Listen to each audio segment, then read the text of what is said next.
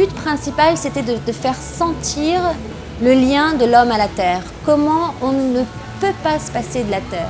Et on a fait un pari qui semble peut-être rien maintenant, mais qui était un vrai pari, de faire une fresque, de faire une épopée où les personnages principaux, c'était la Terre, c'était l'humanité, et avec un aiguillon, une sorte de lampe d'Aladin, qui était l'énergie.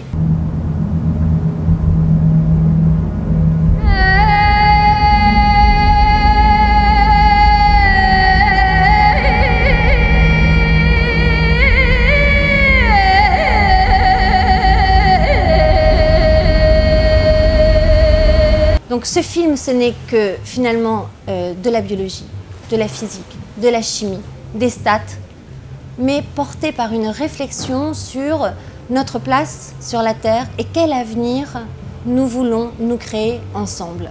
Il a fallu 50 ans pour dégrader un patrimoine qui avait mis des milliards d'années à se former. C'est une accélération incroyable dans l'histoire humaine. C'est ce dont on voulait faire prendre conscience. Et moi, ce que je me dis, donc le film se termine sur des solutions, sur des pistes de solutions que l'on peut prendre tous ensemble. On a la prétention que de faire un état des lieux de ce qui existe dans le négatif et dans le positif, porté par une réflexion, c'est tout.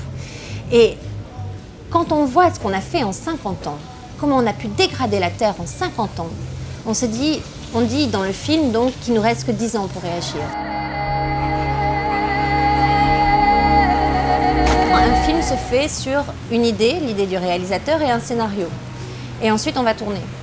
Là, Yann avait une idée. Il voulait faire un état des lieux de la Terre avec ces images, mais sous forme de film. Mais il ne voulait pas de scénario.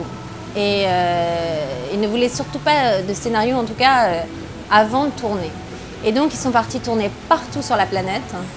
On donnait des indications sur les lieux, ce qu'on pouvait trouver sur ces lieux, etc. Mais c'était tout. Et ensuite, je me suis retrouvée avec simplement une banque d'images absolument énorme, superbe.